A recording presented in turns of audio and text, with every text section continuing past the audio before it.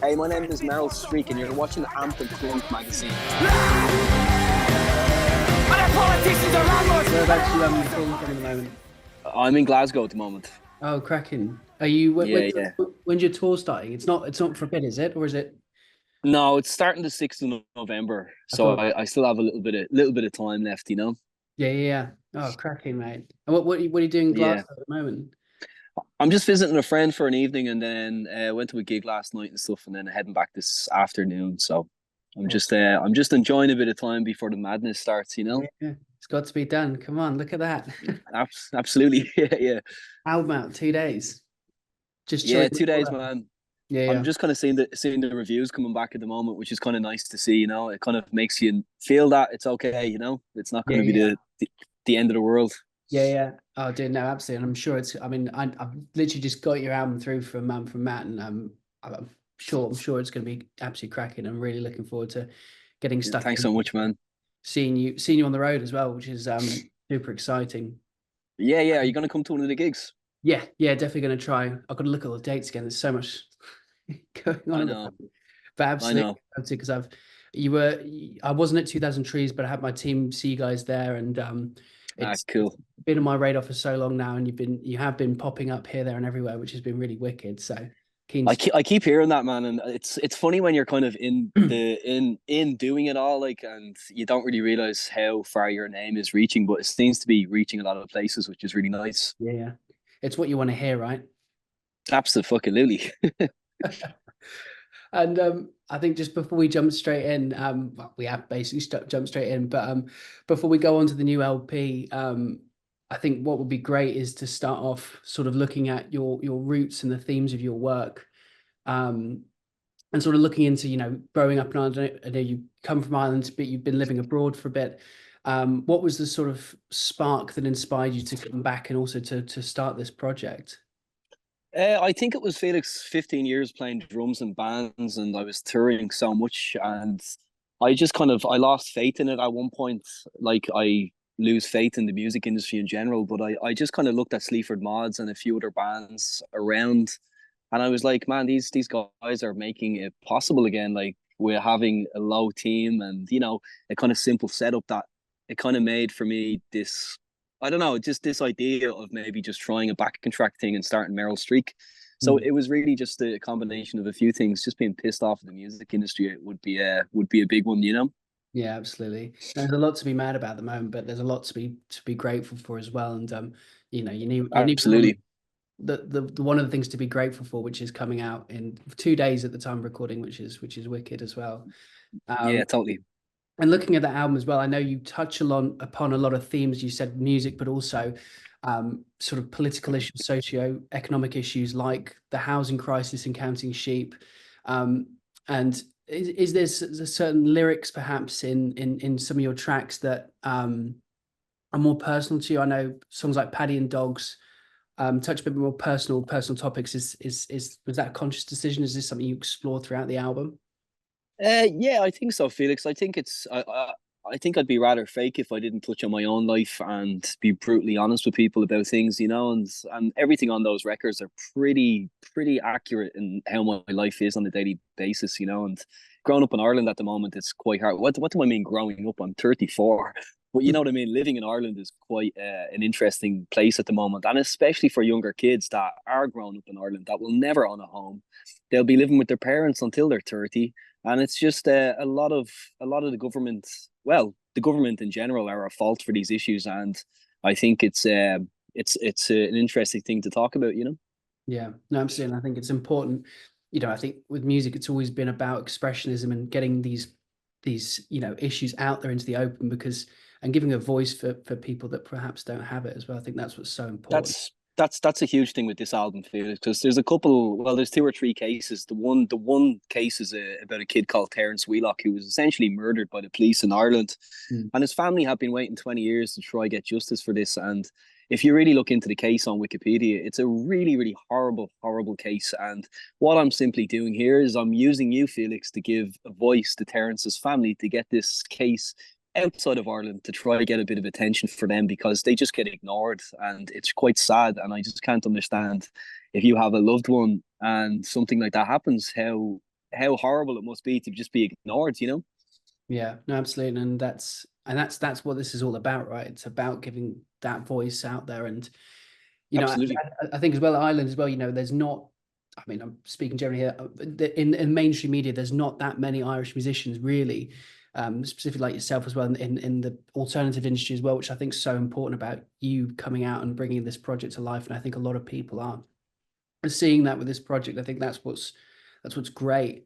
And on that, is there any tracks, mainly on your new album, but even previously, that you find people tend to resonate more with? Is there some that you're perhaps looking forward to sharing that you know think people are going to really really enjoy and take that in? Yeah, I think anytime I play Terence and Paddy live, Felix, they're the two songs that I get into the crowd for, and it just moves people to tears every single time. Like I get these lads with face tattoos crying, do you know what I mean? And it's like, if I have that power amongst these big tough guys, then it's I'm doing something right, I think, you know.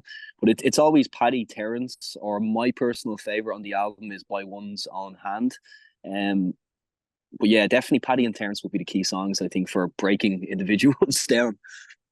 I think that's powerful, and when you can do that and make those moments come in live settings and give people a memory and you know, bring that, I think that's what makes a really good song. And it must be That's what it's about, Felix. It's about someone paying £10 in to come see me live and leaving really thinking about a lot of these issues, you know. And that's the idea. I love horror movies. I always love I always love bringing art into a visual aspect as well, you know. And it's horror movies have definitely led me to put the live shows on a different platform and make them special. Yeah, I've noticed that, and that's a really interesting point you make there. I guess what would be some of those films, and was that always the idea you had going into this project? Was this something you kind of evolved as, you know, you grew into this personality? No, everything I'm doing, Felix, was literally planned since day one. Every single bit of this, the contacts, the aggression, everything was planned since day one. It's my experience in the music business that made me think of this project and think of doing things differently than I'd done before. But I always think it's cool to have a character, and the character is Meryl Streek. He's this angry individual with contact lenses who will take your head off. Do you know what I mean? Yeah, And he's singing about things that are really, really hard hitting. And yeah, it's kind of, the idea was always kind of based around horror movies. Like, I love Alfred Hitchcock and David Lynch, and I just kind of wanted to create this premise for people, you know, and give that kind of vibe as well. yeah. Do you feel you come into what do you think, rather yourself? Do you feel this character gives you an opportunity to release perhaps something, you know, David wouldn't? Is that how you feel when you're on the stage? Is there a different personality? Absolutely, man. But it's weird. People must think I'm an absolute nut job. Do you know what I mean? They must think that this is the real me. That's this absolute crazy bastard. But the whole thing is, like, I've been listening to punk music my whole life, Felix. And if you simply got my vocals from either of my albums and put them to heavy distorted guitars, you'd realize that I'm doing nothing different. It's the same punk vocals from every record from the late 70s up until now. It's just done a little bit differently where the vocals stand out a lot more. So I love when people do think that it's just like extra angry, but it's not. It's just because it's put the music that's not essentially works with my type of vocal, you know. Yeah, absolutely. And in the recording process, do you have to sort of mentally prepare yourself? Are there kind of ways in which you go into a certain headspace when you're recording this, or do you kind of, is it kind of a release, or how does that sort of go about? Honestly, Felix, I can switch it fairly quick. Do you know what I mean? It's never a planned out thing where I have to get into the zone or anything like that. It's I think I just really believe in some of those backing tracks and the music so much that it does actually. Sorry, we got a plane going overhead here. I'm in Heathrow, it's um, fine. yeah, yeah. But no, I naturally get pretty angry, Felix, when I hear the songs, because there's kind of social commentary, and it brings back just kind of that memory of why I'm doing this, and what people expect to see from me on a live aspect. And yeah, it's quite easy to kind of switch it on and off, really. Yeah. And do you find going into this recording process, how do you sort of get the narrative for these songs? Is this, I guess, do you take it in as you're reading in your day to day, or is this something you research prior, and how does that sort of come out when you're recording, you know? I've never really had to research any of these cases because I think part of the issue is that I'm just brought up around them and I read about them every week anyway because they just don't ever seem to go away because the Mm. government don't address these issues, you know. So it's a thing where I think everyone is fairly naturally educated on these topics, and yeah, I like obviously I do some research and stuff, but I mean, yeah, I just I'm always writing, Felix. So I'm 8 songs into a third album already. So when we're sitting here talking about songs for the deceased, I'm already 5 steps ahead thinking about the next album and finishing it before Christmas. So I never stop ever. I love that. That's brilliant.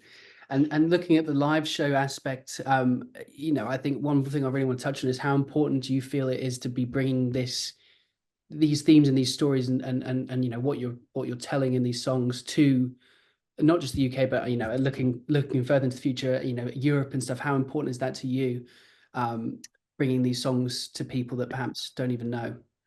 Man, it's very important. Like even just doing a gig, I did a big gig for Manchester Punk Festival, and after the show, I was mobbed, and I thought I was going to sell a load of T-shirts, but I wasn't. I was mobbed because everyone wanted to find out about that Terence Wheelock case and what happened to the kid, and it was just really I had goosebumps when I saw about 20, 30 people walking away reading about the case on their mobile phone, and that's all I've ever wanted to do is just have more people outside of my country read up about these issues. And every single person has a case in their own country of something very similar. So it's a case where it just translates so well because we all feel these issues. Absolutely, it gives a voice to the people, doesn't it? And I think It does, man. And that's the whole thing about music, man. You know, I'm not doing this for any other reason other than just to do the right thing, really. yeah. No, it's very humble of you as well, and I think that's what's great about this project that you've set up. And as you said, you know, having a third album on the way, that's exciting. We're you know really looking forward to seeing what else you can share. And I think that's what's really great. Yeah. And when going into these live shows, is there a certain ritual you prepare for? Is there a certain headspace? I know you said you could switch on very easily, but do you find in a live setting how do you prepare for that? It's so funny, man. I just there's 2 things that I do, and that's it. And one is just make a cup of tea with 2 or 3 sugars, and the other is just have a Nice. can of Coke. And once I have either of those things, we're good to go. Yeah. Yeah, it's pretty low key for quite an intense show. Man, everyone thinks I'm living this life of rock and roll and sleeping around and like doing drugs. But anytime I do a gig, I can guarantee you that I'm back in the hotel by 11 o'clock watching a movie by myself. That's pretty much how my life goes. So yeah. I think that's the sort of way you need to approach music now. I think that the heydays of treating music as this kind of like big party are over, and I think you're doing it right. And as you said, you know, it's treating it like a job, and you can't burn yourself out. And you're there, you know, as you said, you're there doing something which is not just bringing voice to people, but you know, just sharing the stories and the songs. And you know, if you're not unable to do that because you've been out partying till like 3 in the morning, then you know, no one else is going to be there to pick you up off the ground. And Absolutely. And I sing about alcoholism and gambling addiction and drug abuse. You know what I mean? So it would be stupid of me to fall into that lifestyle at this point. And like I went through it all myself, but I'm no longer there. And this is my kind of way of staying out of that zone, you know? yeah, absolutely. You've seen it. You've seen what it can do, and I think it's great to see you in a position now where you're able to talk about it as well, and you're over that, and you're channeling it into Yeah, this project. definitely. And for the live shows, is there anything you can sort of share with us today that we could expect from a Meryl Streek live show? The only thing I can say is do not come to the gig stoned or anything like that. Just come to the gig and experience it because it is really heavy and you will be shaking from the experience. And it's just one of those things you have to experience yourself to understand. And it's not for the lighthearted. That's all I could say. Yeah, it's powerful. Yeah. Yeah, it really is. And especially when I'm half a foot away from your face, you know what I mean? And I'm singing about these issues. Like people Yeah. don't know what they do. And my favorite thing is targeting kind of the older lads who go to gigs 4 nights a week and they stand at the back of the gig with their arms crossed. Like they're my favorite people because they don't know what they're getting themselves into. And once they're there, they can't do anything about it. So I just want to make people experience something for that €10 fee, you know? Yeah. Yeah. Before we move into our sort of quick fire round, is when you're at a live show, do you feel that do you feel that sense of connection with the audience? Do you feel you come out, and you must come out feeling you've changed some people's perspectives? Do you find that happens? Totally.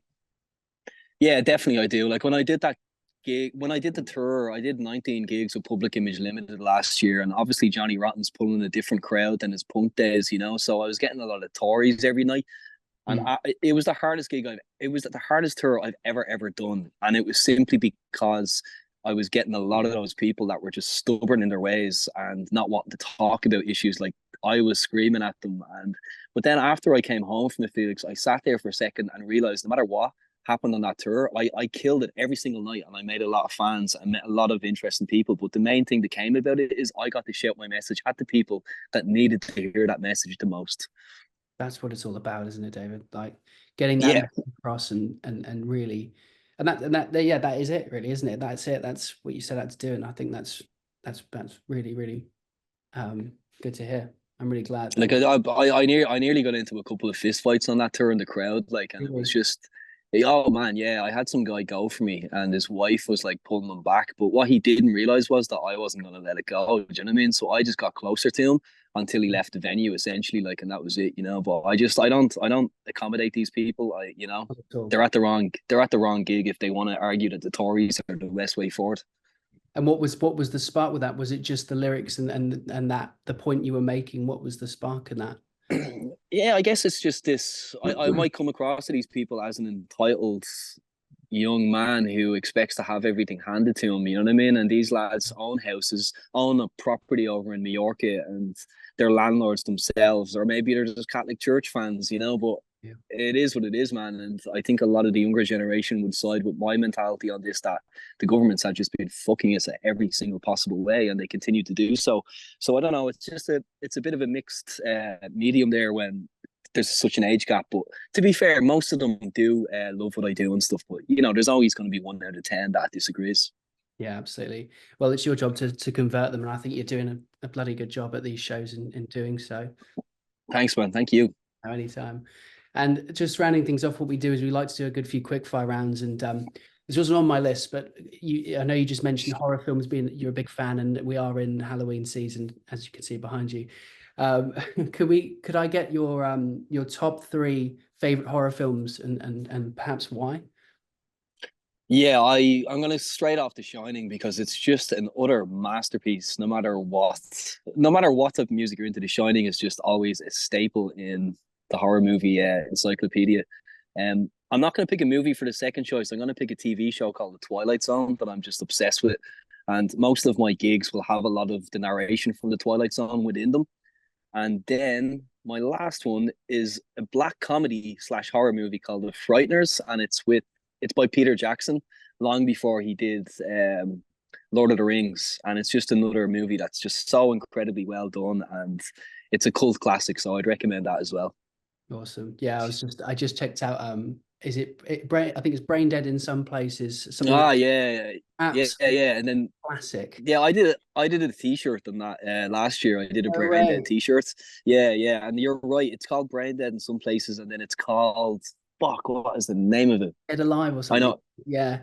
Dead Alive. Dead Alive. Yeah. I know, a classic movie, man. Yeah.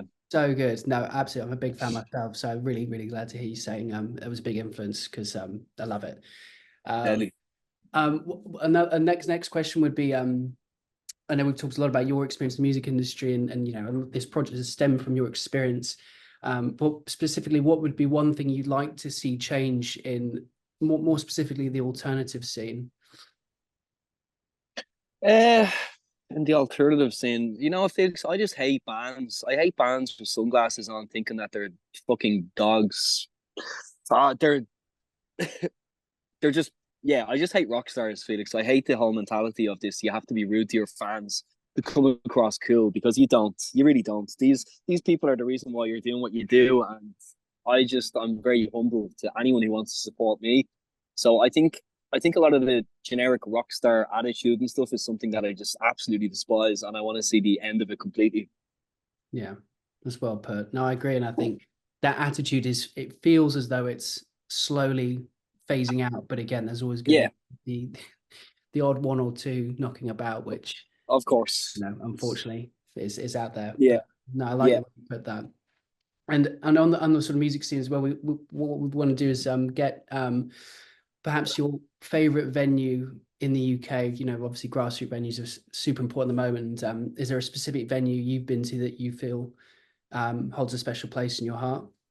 Probably the Barrowlands straight away. I got to play there with Kneecap last year, and it was just such an experience. So probably the Barrowlands or the 100 Club were two of my absolute highlights. Yeah, I love 100 Club. So cool, mate. Yeah, man, it was just incredible to be in that room. And when we got there to soundcheck that day, we didn't realize that Glenn Matlock and a couple of the Sex Pistols played the night before, and they still had their seats on the stage with their names, and I just thought that was really cool. Yeah, that's awesome. And it's moments like that, and I think the history of these venues, and you get moments like that where, you know, especially when you're coming up and you're a new artist and just being in a space that has so much history, it holds significance, I feel. And so that's my favorite thing about going on tour, is finding out the history about these venues. And that's why too, there used to be a serial killer in the Barrowlands back in the 50s and 60s. I don't know if you ever knew that. His name was Bible John. Bible John. He used to go to all the religious kind of discos, and that's why I love the Barrowlands, because when I got there, everyone was like trying to show off with like the Clash playing there and all that, and I was there to hear about Bible John, which was so weird to the venue owner, but he loved it, you know. So yeah, I'm all about history in the past. I love it. Wicked, mate. And just rounding things off, can we get a little bit of a taste of what's next for Meryl Streek 2025? 2025, you're gonna have a third album.